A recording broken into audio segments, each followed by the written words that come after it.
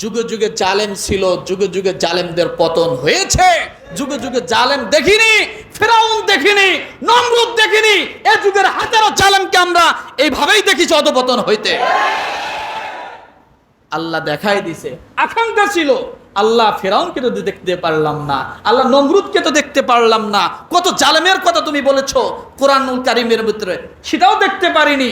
কিন্তু আল্লাহ মনের আকাঙ্ক্ষা তো বোঝে, বোঝে না? বোঝে না? আল্লাহ এভাবেই যুগে যুগে দেখায় দেয়, ইতিহাস থাকবে সবকিছুতে। মানুষের কত দাম!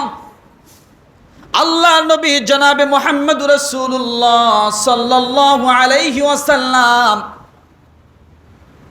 যখন হিজরত করার জন্য মক্কা থেকে মদিনার দিকে পথ রওনা করলেন, কাফেররা রাসূলকে মক্কায় থাকতে দিলেন না, রাসূলকে মারবেন। চতুর্দিক থেকে কাফেররা যখন রাসূলকে ঘিরে রাখলেন, আল্লাহ নবী মক্কা থেকে মদিনার দিকে পথ রওনা করেন। কিন্তু যত সামনে অগ্রসর হয়, আল্লাহর নবী বারবার ফিরে ফিরে মক্কার দিকে তাকায়। কোথায় তাকায়? মক্কার দিকে ফিরে ফিরে তাকায়। ডাক দিয়ে বলে, মক্কা এটা আমার মাতৃভূমি। মক্কাকে রাসূল কত ভালোবাসছেন যে মক্কার সঙ্গে বাইতুল মামুর আরশে আজিমের উপরে, আরশে আজিমের নিচে একটা মসজিদ রয়েছে, ফেরেশতারা ইবাদত করে, সেখানকার সঙ্গে সংযোগ। ওই মক্কাতে আল্লাহ নবী কত ভালোবাসে। সেই মক্কায় যখন রাসূল হজ করার জন্য আসলেন, মক্কাকে সম্বোধন করে আল্লাহর নবী ডাক দিয়ে বলেন, রে মক্কা, ও কাবা, তোমার কত সম্মান, তোমার কত ইজ্জত।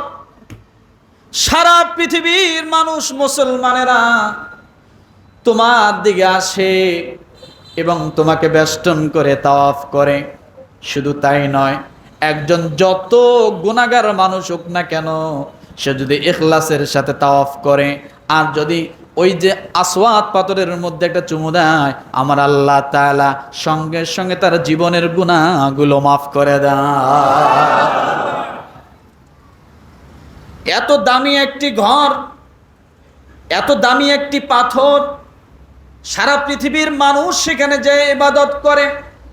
পৃথিবীর সবচেয়ে সম্মানিত স্থান, যে স্থানের মধ্যে মানুষ প্রবেশ করলে আমার আল্লাহ নিরাপত্তার ওয়াদা দিয়েছেন। কিসের ওয়াদা দিয়েছেন? কিসের ওয়াদা দিয়েছেন? নিরাপত্তার ওয়াদা দিয়েছেন। ওই কাবা ঘরকে আল্লাহর নবী ডাক দিয়ে বলেন, রে কাবা, তোমার কত সম্মান, তোমার কত ইজ্জত, তোমার কাছে মানুষ আসলে নিরাপত্তা পায়, তোমার দিকে তাকাইলে জীবনের গুনাহ মাফ হয়, তোমার দিকে তাকাইলে সওয়াব হয়, তোমাকে স্পর্শ করলে জীবনের গুনাহ মাফ হয়ে যায়। ওরে কাবা, তোমার কত সম্মান আমার আল্লাহ দিয়েছেন।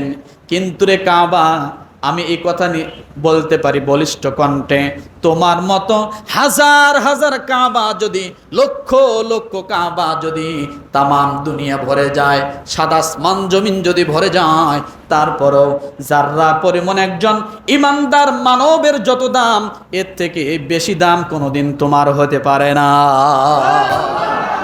আরো আসতে বলে, যাররা পরিমাণ একজন ইমানদার মানব, তার যত দাম, তার যত সম্মান, তার যত ইজ্জত আল্লাহ দিয়েছেন, এর থেকে বেশি তুমি নও। কালকে যাই বলেন সুবহানাল্লাহ। মিছিল করতে করতে গলা ভাঙ্গিয়ে ফেলছেন না নাকি?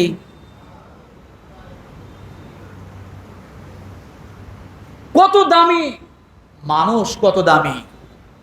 আল্লাহ মানুষকে কত সম্মান দিয়েছেন, ইজ্জত দিয়েছেন। আর এই মানুষকে কিছু মানুষ জালেম প্রকৃতির মানুষ, খুনি কিছু মানুষ, স্বৈরাচার কিছু মানুষ, এই মানুষগুলোকে মশার চেয়ে নিকৃষ্ট মনে করে। করে না? করে না? মানুষের ইজ্জতের কোনো দাম নেই।